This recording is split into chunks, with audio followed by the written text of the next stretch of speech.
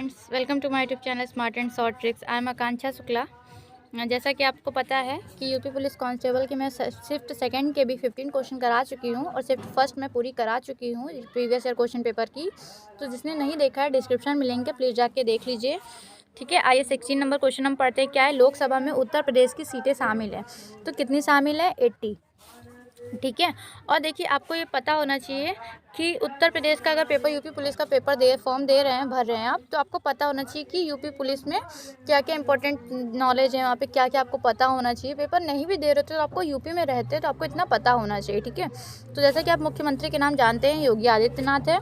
ठीक है, लोकसभा में सीटों की संख्या कितनी है? 80 है। और राज्यसभा में सीटों की संख्या कितनी है? राज्यसभा में सीटों की संख्या 31 है। विधानसभा में सीटों की संख्या 403 है और विधान परिषद में सीटों की संख्या 100 है। तो आपको ये पता होना चाहिए। ठीक है, जैसे अभी पूछा गया लोकसभा में, तो हो सकता है नेक्स्ट उसमें पूछ लें कि विधान परिषद में कितना है, विधानसभा में कितनी है। तो आपको ये चीज़ पता होनी चाहिए। ठीक है, आगे हम बढ़ते। क्वेश्चन क्या है? माघ मेला के दिन शुरू होता है। तो क्या शुरू होता है? तो आपका सही आंसर हो जाएगा मकर संक्रांति। ठीक है, क्या शुरू होता है माघ मेला में? देखिए, वसंत पंचमी नहीं है, महाशिवरात्रि नहीं है, अक्षय तृतीया नहीं है, तो क्या हो जाएगा? मकर संक्रांति माघ मेला में शुरू होता है। ठीक है, और ऐसे इंपॉर्टेंट फैक्ट्स पढ़ते हैं हम, क्या क्या है इंपॉर्टेंट फैक्ट्स इसके जो हो जाएंगे। प्रत्येक वर्ष जनवरी में मकर संक्रांति के दिन माघ मेला शुरू होता है। यह हिंदू धार्मिक कैलेंडर के अनुसार पहला महत्वपूर्ण स्नान दिवस है। यह शुभ तिथियों पर संगम पर पवित्र डुबकी लगाने पर तीर्थ यात्रियों के भीड़ के साथ शुरू होता है।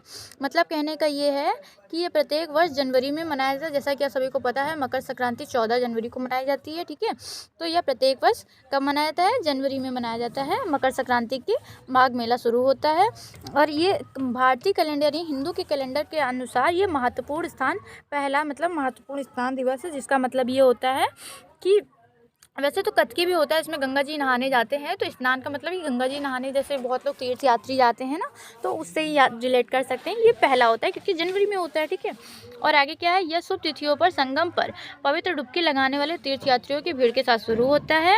यह हिंदुओं के लिए सबसे बड़ा वार्षिक धार्मिक अवसर में से एक है।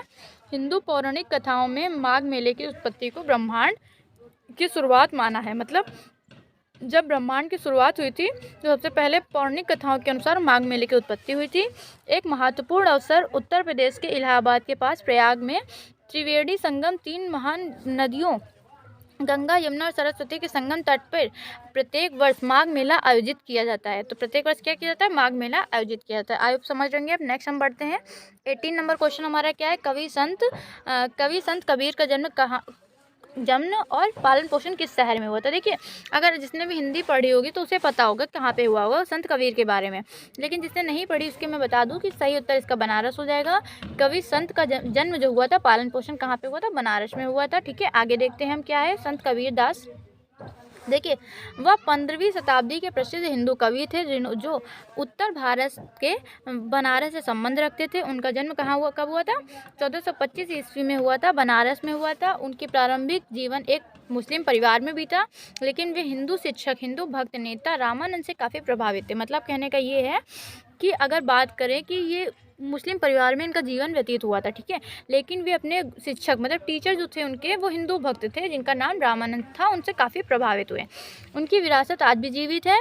ठीक है, और कबीर पंथ के माध्यम से जारी है, एक धार्मिक समुदाय है जो उन्हें अपने संस्थापक के रूप में मानता है और संत मत पंथों में से एक है। इनकी रचना क्या है? प्रमुख रचना साखी शबद रामायणी, जो सबको पता होगा। उनके छंद सिख धर्म के ग्रंथ गुरु साहिब में पाए जाते हैं। ठीक है, आई होप आप समझ रहे होंगे। नेक्स्ट देखते हैं। 19 नंबर क्वेश्चन हमारे क्या है? लखनऊ घराने की नींव जो थी किसने रखी थी? तो लखनऊ घराने की नींव जो उस्ताद ने रखी थी, उस्ताद का नाम क्या था? देखिए, उस्ताद का नाम सही जवाब जो था बख्शू खान था। मियाँ बख्शू खान लखनऊ में एक तबला वादक थे। लखनऊ घराने की नींव उस्ताद बख्शू खान ने रखी थी। लखनऊ घराने की स्थापना अवध के आखिरी नवाब वाजिद अली शाह के संरक्षण में हुई थी। यह भावनाओं की व्यक्तियों पर एक मजबूत उच्चारण करता है। ठीक है, तो आप समझ गए होंगे। नेक्स्ट हम पढ़ते हैं। 20 नंबर हमारा क्वेश्चन क्या है? उत्तर प्रदेश पुलिस के आधिकारिक ध्वज के 2 रंग होते हैं, लाल और नीला, जैसे कि आप इस डायग्राम से समझ सकते हैं। आगे बढ़ते हैं, इसके कुछ इंपॉर्टेंट फैक्ट्स क्या क्या हैं। देखिए, उत्तर प्रदेश पुलिस के आधिकारिक ध्वज के 2 रंग होते हैं, लाल और नीला। उत्तर प्रदेश को न केवल देश में बल्कि पूरे विश्व में सबसे बड़ा एकल पुलिस बल होने का गौरव प्राप्त है।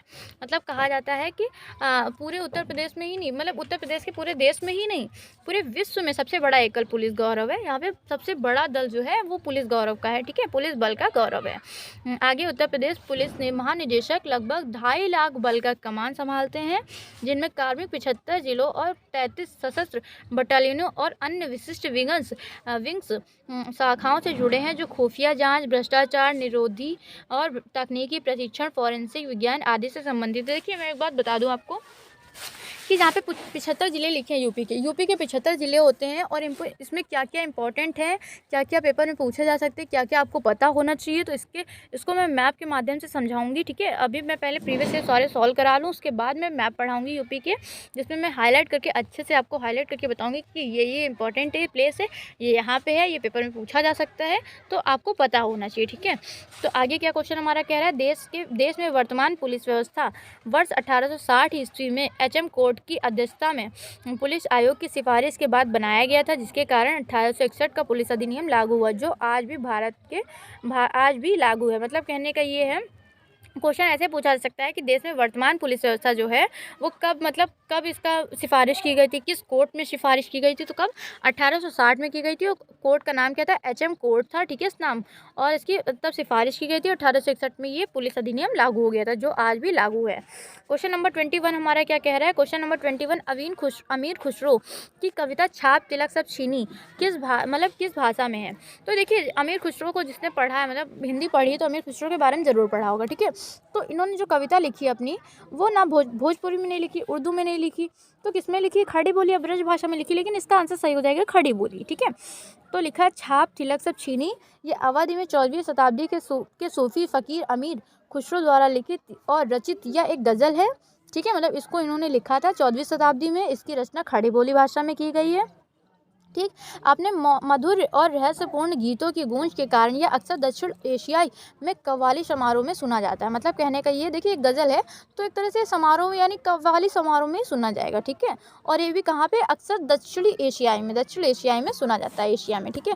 इसे अमीर खुसरो के सबसे प्रसिद्ध कलाम के रूप में माना जाता है। मतलब इनका सबसे प्रसिद्ध कलाम क्या था, छाप तिलक सब छीनी, ठीक। और जो मूल रूप से इनके आध्यात्मिक गुरु हैं, आध्यात्मिक गुरु कौन है, निजामुद्दीन अवलिहल द्वारा प्रशंसा की जाती है इनकी, ठीक है। आगे क्वेश्चन पढ़ते हैं, क्वेश्चन नंबर 22 हमारा क्या है, स्वामी रामभद्राचार्य को वर्ष 2015 में सम्मानित किया गया था, किससे सम्मानित किया गया था, पद्म विभूषण से सम्मानित किया गया था, ठीक है। तो याद रखिएगा, स्वामी रामभद्राचार्य को वर्ष 2015 में से सम्मानित किया गया था, किससे, पद्म विभूषण से सम्मानित किया गया था।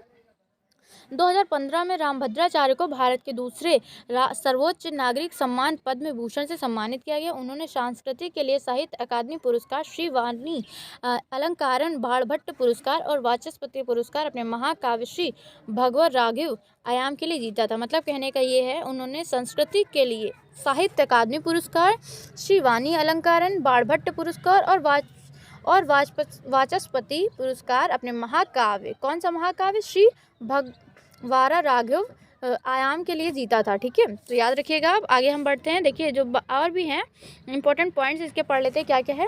देखिए, इंपॉर्टेंट पॉइंट जो है, प्रत्येक वर्ष गणतंत्र दिवस पर घोषित किए जाने वाले पुरस्कारों में 2015 में 2 भारत रत्न, 3 पद्म विभूषण और 12 पद्म भूषण और 34 पद्मश्री शामिल थे। भाजपा नेता और पूर्व उप प्रधानमंत्री LK अडवाणी, पंजाब के मुख्यमंत्री प्रकाश सिंह बादल और जगत गुरु स्वामी रामभद्राचार्य ने पद्म विभूषण प्राप्त किया। मतलब कहने का ये है कि देखिए, भाजपा नेता जो हैं और पूर्व प्रधानमंत्री LK अडवाणी, ये, और पंजाब के मुख्य प्रकाश सिंह, मुख्यमंत्री कौन थे, प्रकाश सिंह बादल, और जगत गुरु स्वामी रामचंद्र भद्राचार्य ने पद्म भूषण प्राप्त किया। जैसा कि आप ऊपर पढ़ सकते हैं, पद्म भूषण जो 2015 में प्रत्येक वर्ष गणतंत्र दिवस में मतलब घोषित किया जाता है, जिसमें 2015 में सिर्फ 3 पद्म विभूषण प्राप्त किए गए थे। जिन्होंने प्राप्त किए, मैंने उनके नाम बता दिए हैं, आई होप समझ गए होंगे। और जिसको भी ये लग रहा है कि ये पूछा जाएगा, नहीं पूछा जाएगा, तो ये पूछा जाएगा 110%, क्योंकि आपके पेपर में लास्ट ईयर पूछा गया था।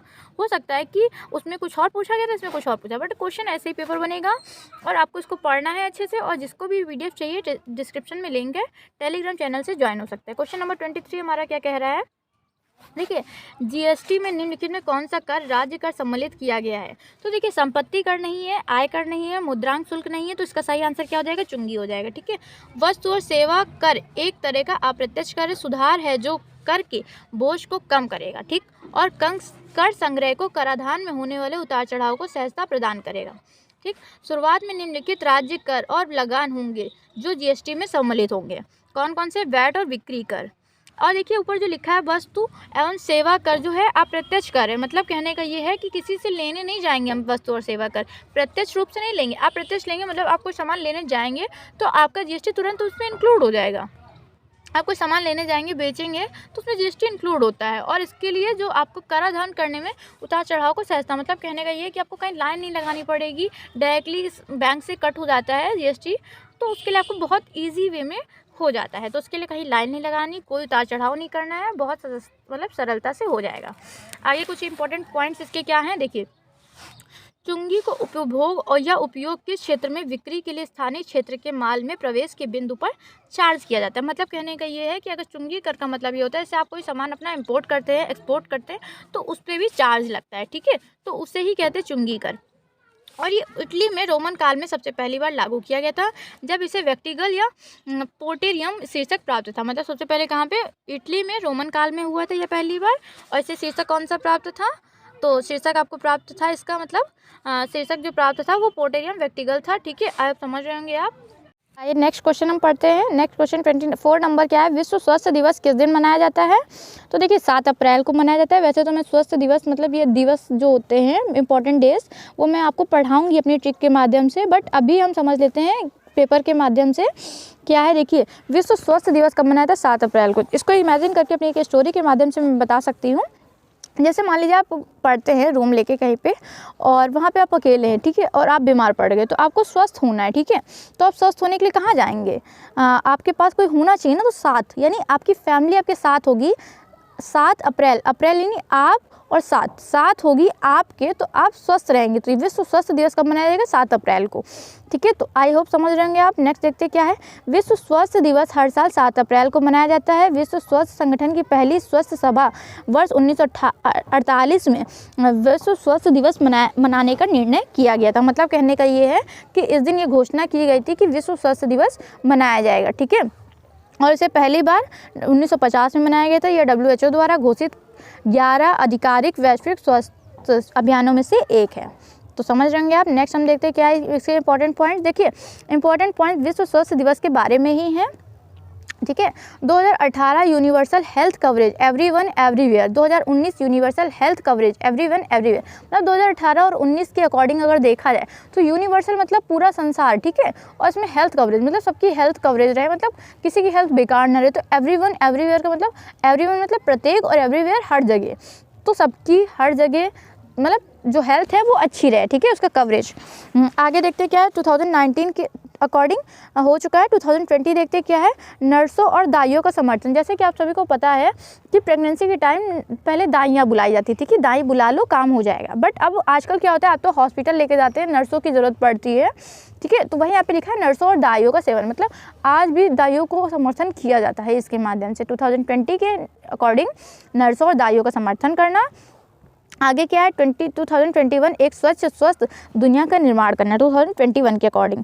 आगे विश्व स्वास्थ्य संगठन के देख लेते हैं क्या है। इसकी स्थापना जब हुई थी 7 अप्रैल 1948 में हुई थी। मुख्यालय कहाँ पर है? जिनेवा स्विट्जरलैंड में है। मूल संगठन जो इसका क्या था, संयुक्त राष्ट्र आर्थिक और सामाजिक परिषद है। उद्देश्य क्या था, सभी मनुष्यों के लिए उच्चतम संभव स्वास्थ्य स्तर। प्रकाशन क्या है, विश्व स्वास्थ्य रिपोर्ट। क्षेत्रीय कार्यालय क्या है, ब्राज़ाविल है, कोपेनहेगन है, और नई दिल्ली है, काहिरा है, मनाली है, वाशिंगटन डीसी है। तो आपको याद रखना है इसका क्षेत्रीय कार्यालय। आगे बढ़ते 25 नंबर हमारा क्वेश्चन क्या कह रहा है। देखिए, नियॉन लैंप का आविष्कार किसके द्वारा किया गया था? तो किसके द्वारा किया गया था, इसका सही आंसर हो जाएगा जॉर्जिस क्लाउड। आगे जो इंपॉर्टेंट और लिखे हैं मैं इनको भी आगे डिस्कस करूंगी। ठीक है, तो क्या देखिए, नियॉन लैंप जो होता है ये एक तरह का लघु गैस डिस्चार्ज लैंप है। मतलब ये गैस के माध्यम से जलता है, जिसमें बहुत अधिक मात्रा में गैस डिस्चार्ज होती है। ठीक है, इसका आविष्कार किसने किया था? जॉर्जिस क्लाउड ने किया था। इसमें देखो क्या होता है, इसमें एक छोटा ग्लास कैप्सूल होता है, ठीक है, और जिसमें कम दबाव होता है, और 2 इलेक्ट्रोडों पर नियॉन और अन्य गैसों का मिश्रण होता है। तो आई होप समझ रहे होंगे आप इसमें अन्य गैसें होती हैं, 2 इलेक्ट्रोड पर नियॉन होता है। और आगे हम पढ़ते हैं इंपॉर्टेंट पॉइंट्स क्या। जॉर्जिस क्लाउड जो थे उनका जन्म जो हुआ था 24 सितंबर 1870 से 23 मई 1960 तक थे ये, और वह एक फ्रांसीसी इंजीनियर और आविष्कारक थे। उन्हें कुछ लोगों द्वारा फ्रांस का एडिशन माना जाता है, मतलब एडिशन अपना जानते होंगे, एडिशन ने बल्ब का आविष्कार किया था, तो वही यहाँ पे लिखा है उन्हें कुछ लोग फ्रांस का एडिशन मानते हैं। या द्वितीय विश्व युद्ध के दौरान फ्रांस के जर्मन कब्जाधारियों साथ एक सक्रिय सहयोगी थे। देखिए आविष्कारक जो भी मैंने आपको बोला था कि मैं आगे मतलब पढ़ाऊंगी, तो देखो रिवॉल्वर का आविष्कार जो है सैमुअल कोल्ट ने किया था। मोबाइल फ़ोन का आविष्कार आप सभी जानते होंगे किसने किया है, मार्टिन कूपर ने किया है। कृत्रिम ठंडन का आविष्कार किसने किया है, विलियम कुलेन ने किया है। ठीक है, तो आप समझ रहे होंगे। नेक्स्ट क्वेश्चन हमारा क्या है, 26 नंबर है। 26 नंबर क्वेश्चन में क्या है, देखिए एक छवि है जो मंचों और सामाजिक नेटवर्कों के अंदर सबसे अधिक बार ऑनलाइन प्रयुक्त का प्रतिनिधित्व करती है। तो इसका सही आंसर क्या हो जाएगा, देखिए एक अवतार इसका सही आंसर हो जाएगा। एक जीवनी नहीं है, एक सेल्फी नहीं है, एक मुखौटा नहीं है, इसका सही आंसर क्या है, एक अवतार या एक छवि या उपयोगकर्ता नाम है जो ऑनलाइन अक्सर मंचों और सामाजिक नेटवर्क के अंदर एक व्यक्ति का प्रतिनिधित्व करता है। तो समझ गए होंगे आप इसको। आगे क्वेश्चन देखिए क्या कहते हैं, अंडमान और निकोबार द्वीप समूह पर इंदिरा पॉइंट निम्नलिखित में से किस देश के सबसे करीब है। देखिए अगर आपने वर्ल्ड मैप देखा होगा तो इसमें आप इस क्वेश्चन को अच्छे से याद कर सकेंगे या बता सकेंगे। देखिए बांग्लादेश तो नहीं हुआ क्योंकि अपने इंडिया से ही अलग हुआ था, तो इंडिया की सबसे मतलब अंडमान निकोबार द्वीप समूह तो बहुत दूर है ना, तो वहाँ नहीं हो सकता। मलेशिया भी नहीं हो सकता। नेपाल तो बॉर्डर ही बनता है यूपी और बिहार का, तो ये भी नहीं हो सकता। तो क्या हो जाएगा, सही आंसर इसका इंडोनेशिया हो जाएगा। इसके कुछ इंपॉर्टेंट पॉइंट्स देखते हैं क्या क्या है। इंडोनेशिया अंडमान निकोबार द्वीप समूह का निकटतम देश है, मतलब सबसे निकट देश कौन सा है, इंडोनेशिया अंडमान निकोबार द्वीप समूह के। और वास्तव में इंडोनेशिया, चेन्नई ये तटीय भारत के, मतलब तटीय भारत मतलब तट के भारत होते हैं, यानी साउथ इंडिया बोल सकते हैं। ठीक है, किसी अन्य शहर की तुलना में इन द्वीपों के सबसे करीब है कौन, इंडोनेशिया के उत्तरी सिरे पर स्थित सबंग सिटी इंदिरा पॉइंट से ज़्यादा दूर नहीं है। मतलब जो कहने का मतलब ये है, इंडोनेशिया के उत्तरी सिरे पर सबंग सिटी, मतलब इंडोनेशिया का एक सिटी का नाम है सबंग सिटी, जो इंदिरा पॉइंट से ज़्यादा दूर नहीं है। ठीक है, तो आगे देखते हैं क्या है, इंदिरा पॉइंट के कुछ इंपॉर्टेंट पॉइंट्स हैं। देखिए यह भारत के क्षेत्र का सबसे दक्षिण बिंदु है और भारत के ग्रेट निकोबार के द्वीप समूह के अंडमान निकोबार द्वीप समूह में निकोबार जिले के एक गांव है। देखो इसको कैसे याद करेंगे मैं आपको बताऊं, जब आपको मैप पढ़ाऊंगी तो अंडमान निकोबार द्वीप समूह को मैं बहुत अच्छे से मतलब हाईलाइट करके पढ़ाऊंगी, बट अभी मैं आपको एक डिटेलिंग वे में, मतलब एक शॉर्ट वे में एक्सप्लेन कर दे रही हूँ, कंसाइज वे में, कि आप समझ जाएं। देखिए अंडमान निकोबार आप लोग को लगता होगा कि एक ही द्वीप समूह, बट ऐसा नहीं है। अंडमान अलग है, निकोबार अलग है, दोनों को मिला के अपना अंडमान निकोबार द्वीप समूह हो जाता है। अंडमान जो होता है वो उत्तरी पार्ट में होता है, निकोबार जो होता है दक्षिणी पार्ट में होता है। ठीक है, अंडमान के भी, अंडमान जो होता है उसमें 4 पार्ट होते हैं। कौन कौन से, उत्तरी अंडमान होता है, मध्य अंडमान होता है और दक्षिणी अंडमान होता है और लिटिल अंडमान होता है। ठीक है, और एक बात और आप याद रखिए कि मतलब मध्य अंडमान जो होता है वो सबसे बड़ा अंडमान होता है। ठीक है, अंडमान का मतलब द्वीपों का सबसे बड़ा समूह जो होता है, यानी जितने भी अपने भारत में द्वीप हैं सबसे बड़ा द्वीप जो मानेंगे वो अंडमान में मध्य अंडमान को मानेंगे। ठीक है, और निकोबार अलग होता है। तो जब मैं आपको पढ़ाऊँगी अच्छे से तो उसको हाईलाइट करके आपको मैप के थ्रू पढ़ाऊँगी। ठीक है, तो अभी देख लेते हैं यहाँ पे अंडमान निकोबार जिले का एक गांव है या ग्रेट निकोबार में भी एक ग्रेट निकोबार पार्ट होता है, उसमें तहसील में स्थित है क्या, इंदिरा पॉइंट। ठीक है, और इंडोनेशिया राष्ट्रपिता, मतलब इसके देखिए आपको पता होना चाहिए वैसे तो, अगर इंडोनेशिया का नाम आ गया है या किसी देश का नाम आ गया तो उसकी राजधानी और उसकी मुद्रा के बारे में ज़रूर पता होना चाहिए। राष्ट्रपति नहीं भी पता होगा तो काम चलेगा, बट अगर पता चल जाए तो अच्छी बात है ना। आपको जितना नॉलेज हो जाए अच्छा ही, ये मत सोचा करो ये नहीं पता होना चाहिए, वो नहीं पता होना चाहिए, नहीं, पता हो जाए तो अच्छी बात है ना आपके लिए। मतलब कोई भी नॉलेज ख़राब तो है नहीं, और आपका माइंड इतना कंसाइज वे में है नहीं कि आपको बस इतना ही आपके दिमाग में जाएगा। आप अपने दिमाग में जितना फीड करना चाहेंगे उतना फीड हो जाएगा। ठीक है, तो क्या है, राष्ट्रपति इसके क्या है, जोको विडोडो है। राजधानी और सबसे बड़ा शहर क्या है, जाकर्ता। देखिए कहने का मतलब ये है कि जो इंडोनेशिया की राजधानी है वो जाकर्ता है, जो कि वहाँ का सबसे बड़ा शहर है जाकर्ता। मुद्रा क्या है इसकी, इंडोनेशिया रुपया। तो समझ रहे होंगे आप। नेक्स्ट हम क्वेश्चन बढ़ते हैं। 28 नंबर हमारा क्वेश्चन क्या है, देखिए 28 नंबर क्वेश्चन हमारा जो है, ब्यूनस आयर्स किस देश की राजधानी है। तो ब्यूनस आयर्स, देखिए राजधानी ज़रूर पूछी जाती है, तो एक बार आप राजधानी की मैं वीडियोस को बना दूंगी। ठीक है, अपने मतलब एशिया के जितने भी देश हैं उनकी राजधानी मैं बता दूंगी, तो आप याद कर लेंगे उसकी, तो कोई ना कोई राजधानी ज़रूर पूछी जाती है। वैसे तो ब्यूनस आयर्स पूछी गई है, इसकी राजधानी अर्जेंटीना है। और देखिए ब्राज़ील की राजधानी ब्रासिलिया है, ब्राज़ीली रियाल इसकी मुद्रा है। बोलोविया जो है देश है और राजधानी इसकी सुक्रे है, मुद्रा बोलीवियनो है। वेनेजुएला काराकस इसकी राजधानी है, वेनेजुएला बोलीवियर इसकी मुद्रा है। देखिए आपके हमने पहले जो मॉक सॉल्व कराया था फर्स्ट मॉक, उसमें इसकी राजधानी क्या थी, वेनेजुएला काराकस पूछी गई थी।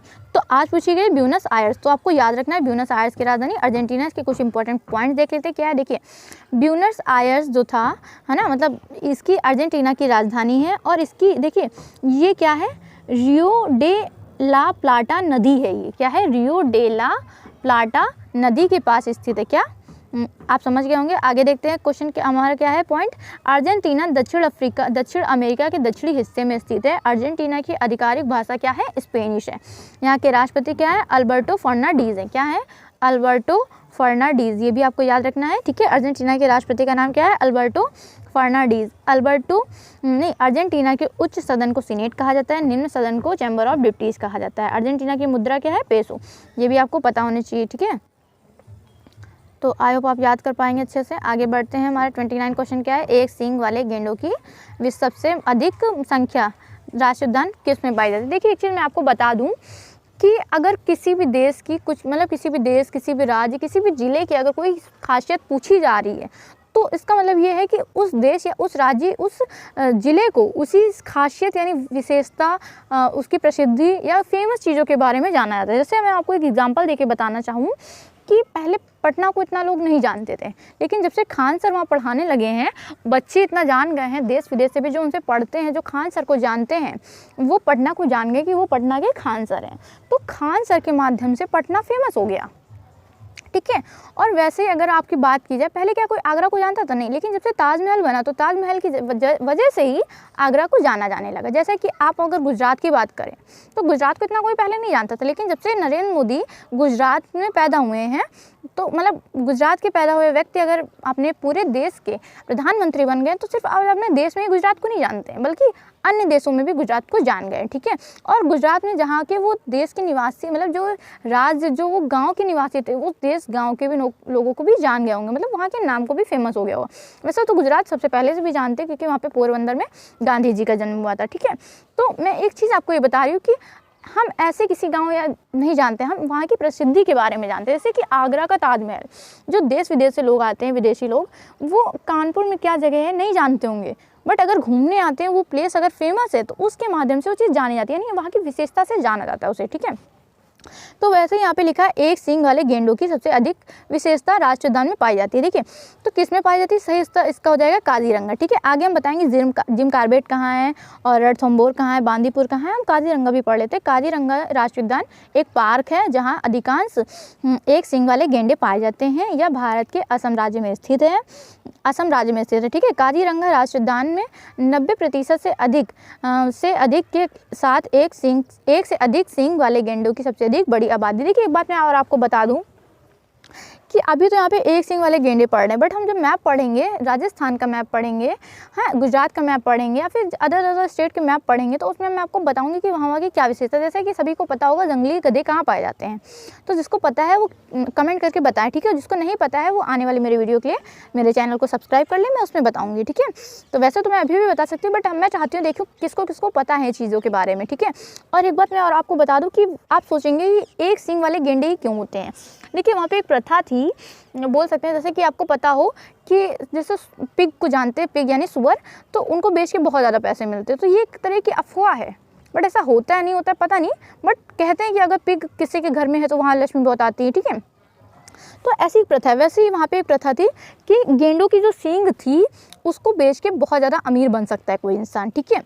तो सब क्या करते थे, गेंडों की सींग निकाल लेते थे और सींग निकालने के लिए गेंडों को मार देते थे, ठीक है। तो इससे ये देखा गया कि ज़रूरत हमें सिर्फ सींग की है, ठीक है। सींग बेच के इंसान पैसे वाला बनना चाहता है और मारते पूरे गेंडे को। जैसे आपके अगर लाइफ में कोई प्रॉब्लम्स है, ठीक है, अगर आपकी लाइफ में कोई प्रॉब्लम है तो आप ये नहीं करेंगे अपनी लाइफ को ही ख़त्म कर देंगे, अरे उस प्रॉब्लम को ख़त्म करो ना, तो लाइफ तो अपने आप अच्छी हो जाएगी।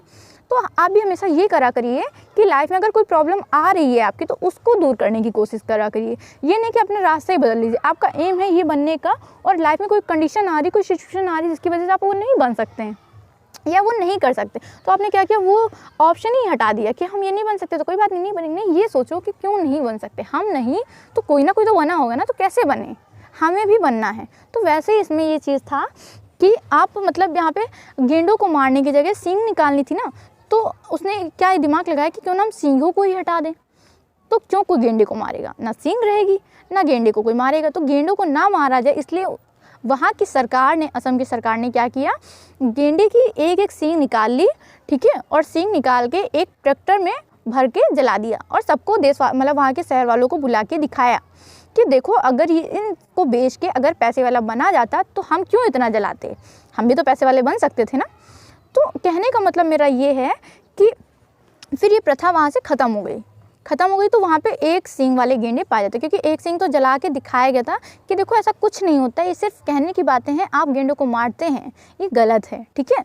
तो इसकी वजह से वहाँ पे एक सींग वाली गेंडे हुई, और आने वाली प्रजातियाँ भी एक सींग वाली ही पैदा हुई, तो वहाँ पे सबसे ज़्यादा पाया जाता है एक सींग वाले गेंडे। आई होप आपको स्टोरी समझ में आएगी। स्टोरी के माध्यम से मैंने एक मैसेज भी आपको देना चाहा है, तो आई होप आप इसको फॉलो भी करेंगे, ठीक है।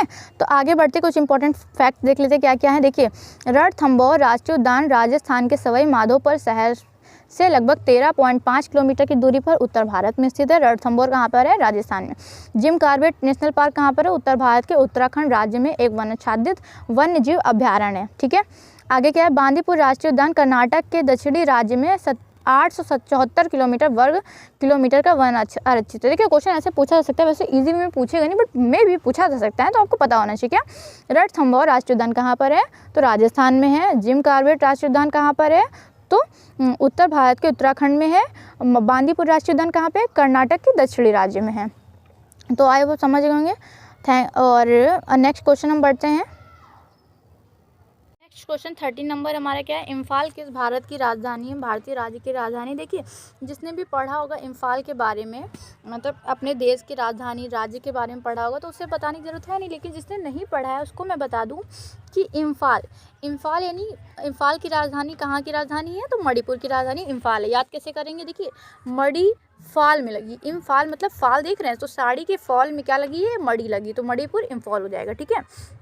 आगे देखते क्या, ये समुद्र तल से कितनी दूरी पर है, 786 मीटर की ऊंचाई पर स्थित है, क्या, मणिपुर। इम्फाल अपने प्रकृति प्रदर्शन और हरियाली के लिए जाना जाता है। मतलब कहने का, देखो मैंने अभी आपको बताया कि कोई भी चीज़ है वो फेमस तब होती है जब वहाँ की कुछ ना कुछ विशेषताएं होती हैं, ठीक है। जैसे आपका नाम लोग तब जानेंगे जब आप में कुछ विशेषताएं होंगी ना, मतलब आप कुछ उस लायक होंगी तब आपको लोग जानेंगे ना। ऐसा तो है नहीं कि आप कहीं भी ऐसे रह रहे हैं और कुछ काम भी नहीं कर रहे हैं और लोग, आप चाहते कि लोग आपको जाने, आप फेमस हो जाए, ऐसा तो जानेंगे नहीं ना, कोई विशेषता होनी चाहिए। तो वैसे ही वहाँ पे इम्फाल की विशेषता थी कि वो अपने प्राकृतिक प्रदर्शन यानी हरियाली के लिए जाना जाता है, मतलब वहाँ पे व्यू बहुत अच्छा था, ठीक है। आगे हम बढ़ते हैं। देखिए 31 नंबर हमारा क्वेश्चन क्या कह रहा है, भारत में निम्नलिखित में से कौन सा शहर कर्क रेखा से सबसे दूर है। देखिए, जिसने भी पढ़ा होगा, मतलब ज्योग्राफी पढ़ी होगी या वर्ल्ड मैप पढ़ा होगा या फिर मैप भी पढ़ा होगा इंडिया को, तो आपको पता होगा कर्क रेखा कितने राज्यों से गुजरती है, 8 राज्यों से होकर गुजरती है, ठीक है। जिसका ये क्वेश्चन देखिए, आपसे ये नहीं पूछेगा कौन कौन से राज्य से होकर गुजरती है, कौन से शहर सबसे दूर है, कौन सा शहर सबसे पास है ना, और किस शहर के बीच कौन सा शहर पड़ता है, किस शहर के बगल में कौन सा शहर पड़ता है, ऐसे पूछे जाते हैं क्वेश्चन, ठीक है। देखिए, जिसमें से हम सही उत्तर जो है इसका भुवनेश्वर आंसर हो जाएगा। भुवनेश्वर उड़ीसा की राजधानी है। कहाँ की राजधानी, उड़ीसा की राजधानी भुवनेश्वर है। भारत में भुवनेश्वर और कर्क रेखा के बीच की दूरी 352 किलोमीटर यानी 219 मील है, ठीक है। ये निर्देशांक अक्षांश, कर्क रेखा के वर्तमान अक्षांश, ये आपको पता होनी चाहिए, ठीक है। पढ़ लीजिए एक बार, और जिसको भी मेरी PDF चाहिए मेरे टेलीग्राम चैनल से ज्वाइन हो सकता है, डिस्क्रिप्शन में लिंक है, ठीक है। आगे इंपॉर्टेंट पॉइंट्स पढ़ते देखिए क्या है, भारत में जो गांधीनगर और कर्क रेखा के बीच की दूरी 25 किलोमीटर की दूरी है, ठीक है। कितनी, 25 किलोमीटर की दूरी है। कर्क रेखा यानी रांची लिखा था वहाँ पे ऑप्शन में, तो रांची झारखंड से होकर जाती है। त्रिपुरा की राजधानी अगरतला है, कर्क रेखा के सबसे नज़दीक या लगभग भारतीय शहर है। मतलब देखिए, अभी आपसे सबसे ज़्यादा लंबा पूछा गया था, सबसे ज़्यादा दूर कौन था, तो आपने बता दिया भुवनेश्वर उड़ीसा की राजधानी, लेकिन अगर पूछा जाए सबसे नज़दीक क्या है, तो अगरतला त्रिपुरा की राजधानी है, तो याद रखिएगा, ठीक है। नेक्स्ट क्वेश्चन हमारा देखते हैं क्या है, इंपॉर्टेंट पॉइंट्स हैं इसके। जो आपको पता होने चाहिए। इसके 3 इंपॉर्टेंट पॉइंट्स हैं जो इसमें मैंने हाईलाइट कर रही हूँ। देखिए, कर्क रेखा या उत्तरी रेखा पृथ्वी की सतह पर अक्षांश या समांतर पर एक चक्र है, जहाँ सूर्य वर्ष में एक बार ग्रीष्म संक्रांति के समय शीर्ष बिंदु पर दिखाई देता है। यहाँ पे सिर्फ ग्रीष्म ऋतु में ग्रीष्म संक्रांति के समय शीर्ष बिंदु पर दिखाई देता है। और कर्क रेखा और मकर रेखा के बीच स्थित, मतलब जब कर्क रेखा और मकर रेखा के बीच पृथ्वी आती है तो इन सतह पर बिंदुओं के शीर्ष बिंदु पर, मतलब सूर्य वर्ष में 2 बार शीर्ष बिंदु पर दिखाई दे रहा है, ठीक है। और कर्क रेखा के उत्तर में, मकर रेखा के दक्षिण में स्थित पृथ्वी की सतह पर बिंदुओं के लिए सूर्य कभी भी शीर्ष बिंदु पर नहीं दिखाई देता है। तो आई होप ये पॉइंट समझ गए होंगे आप। नेक्स्ट हम बढ़ते हैं। देखिए, द हॉर्नबिल फेस्टिवल निम्न में से किस राज्य में मनाया जाता है? 32 नंबर हमारा क्वेश्चन है, ठीक है। द हॉर्नबिल फेस्टिवल किस राज्य में मनाया जाता है? तो देखो, इसको ऐसे रिलेट कर सकते हैं, वैसे तो नागालैंड इसका आंसर है, बट रिलेट कैसे कर सकते हैं? देखिए, हॉर्नबिल, बिल में कौन रहता है? नाग रहते हैं। और हॉर्न बजाएंगे तो नाग कहाँ घुस जाएगा? बिल में। तो हॉर्न बजाने से बिल में कौन घुसेगा? नाग। तो नागालैंड हो जाएगा, ठीक है। और राज्य में हॉर्नबिल फेस्टिवल मनाया जाता है नागालैंड का। इसे त्योहारों का त्यौहार के रूप में जाना जाता है। किस रूप में जाना जाता है? त्योहारों के त्यौहार के रूप में जाना जाता है। इंपॉर्टेंट फैक्ट्स क्या हैं इसके? देखिए, इंपॉर्टेंट फैक्ट जो है इसमें राज्य की विभिन्न जनजातियों के पारंपरिक नृत्य रूप, लोकगीत या कला और स्वदेशी खेल शामिल है, ठीक है। कौन कौन से शामिल है?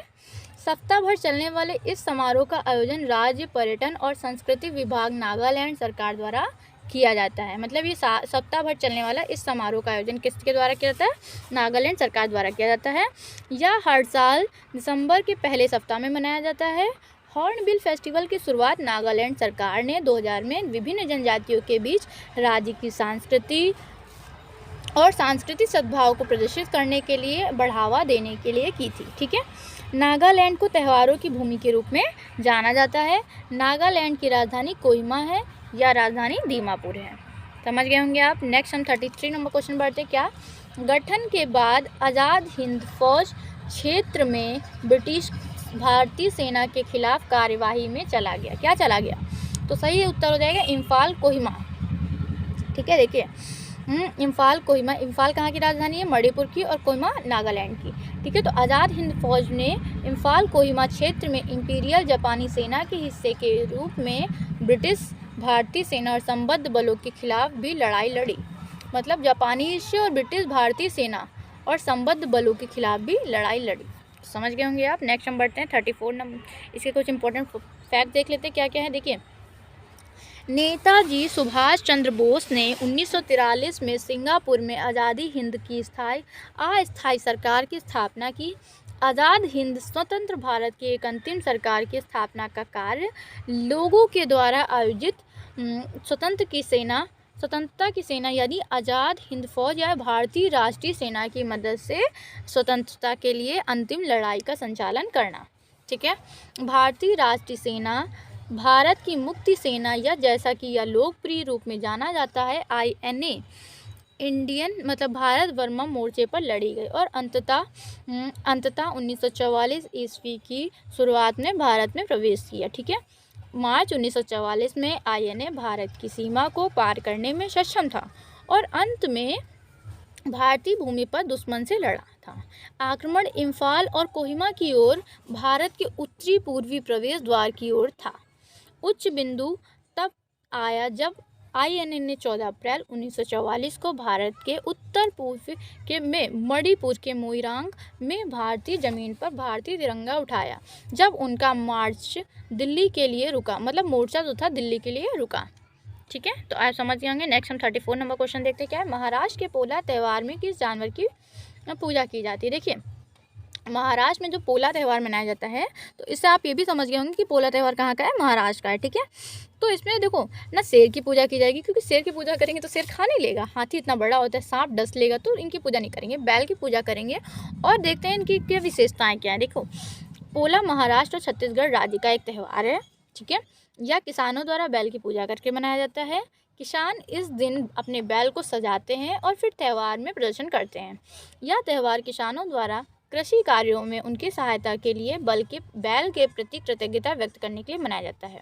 त्योहारों के अगले दिन से जुताई की गतिविधियां शुरू हो जाती हैं और खेतों में बीज बोया जाता है। मतलब कहने का देखिए ये है कि किसानों के लिए बैल कितना इंपॉर्टेंट है, क्योंकि बैल के माध्यम से ही हम क्या करते हैं, वहाँ पे किसान जो होता है वो अपने खेत में जोतता है, मतलब जोता है, जोया जाता है और बोया जाता है, मतलब जोता जाता है, खेत को जोता जाता है और बोया जाता है बैल के माध्यम से। लेकिन आजकल तो ट्रैक्टर चले, लेकिन अपनी बैल की अलग ही विशेषता है। ठीक है, तो आगे देखते हैं 35 नंबर क्वेश्चन क्या है हमारा।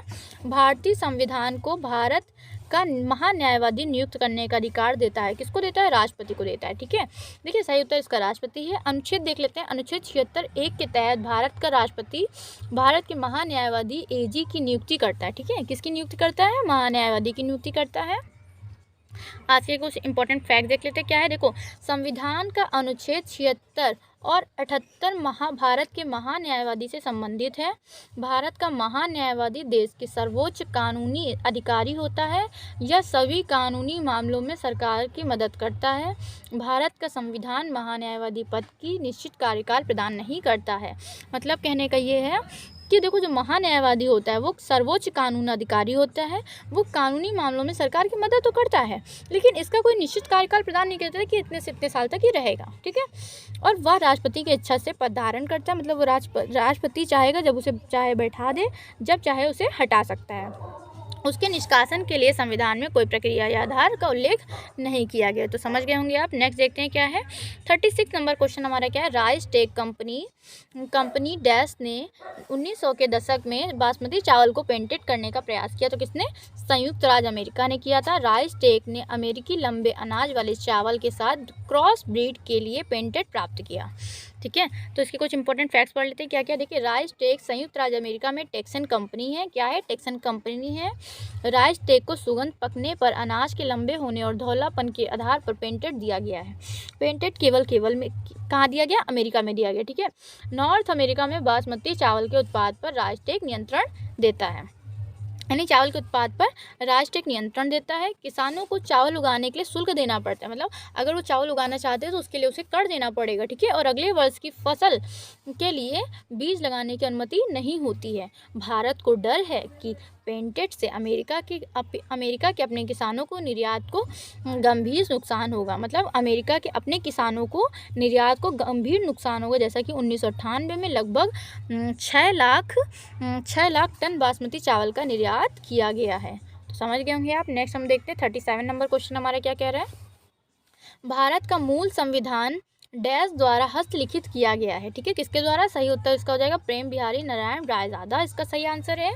ठीक है, और इसके कुछ इंपॉर्टेंट पॉइंट्स पढ़ लेते हैं क्या है। देखिए, प्रेम बिहारी नारायण रायजादा ने सक्सेना वह व्यक्ति हैं जिनके द्वारा भारत का मूल संविधान हस्तलिखित किया गया था। मतलब ये ऐसे व्यक्ति हैं जिनके द्वारा भारत का मूल संविधान, मतलब पूरा संविधान जो है हाथों से लिखा गया था। ठीक है, अंग्रेजी और हिंदी दोनों में 399 अनुच्छेद 8 अनुसूचियां और प्रस्तावना को हस्तलिखित करने हेतु 6 महीने के रायजादा संविधान हॉल अब संविधान क्लब में यानी अपने डेस्क पर रहे। ठीक है, उन्होंने हिंदी सुलेख के लिए बर्मिंघम से अंग्रेजी सुलेख और हिंदी डिपेन निब के लिए नंबर 303 पेन का इस्तेमाल किया। किस पेन का इस्तेमाल किया, 303 पेन का नंबर का इस्तेमाल किया।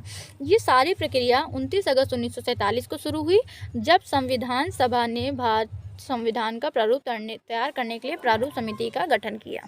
तो आगे कुछ इसके बारे में पढ़ लेते हैं क्या। देखिए, इसका भार जो है वो 3.75 किलोग्राम है। ठीक है, इसका शीर्षक जो था भारत का संविधान सभी जानते हैं। संविधान की मूल प्रतियां संसद के पुस्तकालय में, संसद का पुस्तकालय है, ठीक है, वहाँ विशेष हीलियम से भरे मामलों में रखी जाती है। भारत के संविधान की मूल हस्तलेख जो 26 जनवरी 1950 को लागू हुई थी। जैसा कि सभी आप जानते हैं 26 जनवरी 1950 से गणतंत्र दिवस लागू हो गया था, मतलब गणतंत्र लागू हो गया था अपने भारत में। उसी दिन से आज तक मनाया जाता है गणतंत्र दिवस मनाया जाता है 26 जनवरी को। ठीक है, आगे देखते हैं 38 क्वेश्चन हमारा 38 नंबर क्वेश्चन क्या कह रहा है। जब महात्मा गांधी को दक्षिण अफ्रीका में एक ट्रेन से धक्का देकर बाहर फेंक दिया गया था, तब उस समय कहाँ की यात्रा कर रहे थे, मतलब जिस समय फेंका गया था वो कहाँ की यात्रा कर रहे थे। तो देखिए, ये प्रिटोरिया इसका सही आंसर हो जाएगा। ठीक है, और 7 जून 1893 की रात को दक्षिण अफ्रीका की एक जगह प्रिटोरिया जा रहे थे। कहाँ जा रहे थे, प्रिटोरिया जा रहे थे। ठीक है, तो आगे देखते हैं क्या है इसके की पॉइंट्स। गांधी जी आधिकारिक उद्देश्यों के लिए किसके उद्देश्यों के लिए, आधिकारिक उद्देश्यों के लिए प्रथम श्रेणी के टिकट पर डरबन से प्रिटोरिया की यात्रा कर रहे थे। जब वे प्रथम श्रेणी के डिब्बे में बैठे थे तो यूरोपीय व्यक्ति ने रेलवे अधिकारियों को बुलाया। यूरोपीय व्यक्ति मतलब यूरोप के व्यक्ति बहुत बेकार होते हैं, अपने भारत को आके लूट ले गए, ठीक है। तो अधिकारियों को बुलाया और कुली की तरह दिखने वाले इस व्यक्ति को कोच से बाहर निकालने को कहा। मतलब गांधी जी को कुली की तरह दिखने वाला कहा गया और उन्हें कोच से बाहर निकाल दिया, मतलब डिब्बे से बाहर निकाल दिया गया, ठीक है। आगे देखते क्या, मोहनदास करमचंद गांधी को पीटर्सबर्ग स्टेशन पर प्रथम श्रेणी के डिब्बे से बाहर कर दिया गया। उस तरह उन्हें नस्ल और रंग पक्षपात के बारे में सोचने के लिए प्रेरित किया। मतलब उन्हें ये लगा कि अगर मेरे साथ ऐसा हो रहा है, मुझे कुली की तरह समझा जा रहा है, तो अन्य भारत के वासियों के साथ कैसा होता होगा, तो उन्हें इस बारे में सोचने के लिए प्रेरित किया, ठीक है। और क्या है देखिए, उन्हें दक्षिण अफ्रीका में भारत के भेदभाव के खिलाफ लड़ने के लिए नटाल भारतीय कांग्रेस की स्थापना की और जल्द ही उन्हें अपने नेता माना गया, ठीक। जब गांधी जी दक्षिण अफ्रीका थे तब उन्होंने सत्याग्रह में अपने कौशल को प्रखर किया, मतलब मजबूत किया था। जबकि उन्होंने 1914 में दक्षिण अफ्रीका को छोड़ दिया था। 2011 में उनकी 142वीं जयंती पर गांधी के बाद पीटर मैरिट्सबर्ग के ने रेलवे स्टेशन का नाम बदलकर उन्हें सम्मानित किया। किन्हें सम्मानित किया? गांधी जी को सम्मानित किया, ठीक है। आगे इनके कुछ हम देख लेते हैं कि इन्होंने क्या क्या आंदोलन किए थे, कौन कौन से आंदोलन किए थे। देखो, 1917 में चंपारण सत्याग्रह किया था, 1918 में खेड़ा सत्याग्रह किया था, खिलाफत आंदोलन, प्रथम विश्व युद्ध इन्होंने किया था, असहयोग आंदोलन, सविनय अवज्ञा आंदोलन, गोलमेज सम्मेलन पर बातचीत इन्होंने की थी, गांधी इरविन समझौता, ठीक है। और क्या है, भारत छोड़ो आंदोलन भी गांधी जी ने किया था। आप समझ गए होंगे आप। और आपको वीडियो अच्छा लगा है तो please like, share and subscribe, अपने दोस्तों में शेयर करिए इसे। और आने वाली वीडियो के लिए आप इस चैनल को सब्सक्राइब कर दीजिए। हम आगे मैप भी पढ़ाएंगे यूपी का, और आपके इसके कुछ इंपॉर्टेंट टॉपिक्स हैं जो कवर करवाऊंगी मैं यूपी पुलिस के, और प्रीवियस के सारे पेपर सॉल्व कराऊंगी मैं, ठीक है। तो जिसको भी मेरे मतलब टेलीग्राम जिसको इसकी PDF चाहिए वो मेरे टेलीग्राम चैनल से ज्वाइन हो सकता है, डिस्क्रिप्शन में लिंक है, ठीक है। और एक बात और आप लोग याद रखिएगा, ये ज़रूरी नहीं है कि यूपी पुलिस में क्वेश्चन पूछा जाए, बट आपको ये सब चीज़ें पता होनी चाहिए। हो सकता है कि कभी ना कभी आपके पेपर में काम आ जाए, ठीक है। और कोई भी पेपर बैठेंगे तो आपको GK सेम आती है, अगर यूपी पुलिस का है तो यूपी GK ज़्यादा आएगी, ठीक है। लेकिन आपको इस ऐसे पढ़ना है कि आप इस पेपर में अगर किसी भी रीजन से किसी भी एक मतलब बाय मिस्टेक या बाय लक आप बोल सकते हैं कि इसमें नहीं हो पाया सिलेक्शन, तो आप किसी न किसी पेपर में सेलेक्ट हो जाए। मेरा कहने का मतलब ये अपने माइंड में कभी भी निगेटिविटी नहीं लानी है, ठीक है। ये मत सोचिए कि इसमें नहीं होगा तो हम किसी और में देखते हैं, ऐसे सोचिए ना इसमें क्यों नहीं होगा। आपको इतनी कोशिश करनी कि इसमें हो जाए। बाई चांस अगर नहीं होता है तो आपकी एक रास्ते बंद होगी तो 10 रास्ते खुलने चाहिए। आपको पढ़ाई ऐसी करनी है, एक पेपर के लिए ऐसा पढ़िए कि आपके अगले पेपर के लिए आपके रास्ते खुलते चले जाए। नेक्स्ट किसी भी पेपर में आप बैठें तो आपका जो सिलेक्शन है वो निश्चित हो कि आपका इसमें सिलेक्शन हो ही जाएगा। कट ऑफ कितनी भी हाई जाए, डजंट मैटर, आपको अपना परफॉर्मेंस अच्छा देना है, ठीक है। तो आपको मेरी वीडियो अच्छी लगी होगी और आपको कोई भी कमी लगी है तो प्लीज़ आप कमेंट करके बताइए, मैं उसे सुधार करूँगी, ठीक है। और आप कोई भी टॉपिक बताना चाहें कि आपको टॉपिक इंपॉर्टेंट लग रहा है, आपको नहीं आता है, आप कैसे पढ़े, कहाँ से पढ़ें, आपको कोई भी कन्फ्यूज़न है किसी भी बारे में, तो आप कमेंट में करके मुझे बता सकते हैं और मेरे टेलीग्राम चैनल से भी ज्वाइन हो सकते हैं। और एक आपसे रिक्वेस्ट करूँगी मैं सभी से कि आप इस वीडियो को ज़्यादा से ज़्यादा शेयर करिए, ज़्यादा से ज़्यादा लोग देखें इसे, ठीक है। और इससे मुझे मोटिवेशन, मतलब एक तरह से मेरे को मोटिवेशन मिलेगा कि मैं पढ़ा रही हूँ तो मेरे में कोई कमी है या फिर मैं उसको सुधार कर सकती हूँ, या मेरा वीडियो कैसा जा रहा है, मैं पढ़ा कैसा रही हूँ। तो प्लीज़ आपकी फीडबैक की ज़रूरत होती है, इसलिए कमेंट करके ज़रूर बताया करिए। सब लोग सिर्फ देख के मज़ा आया करिए, ठीक है। तो थैंक यू।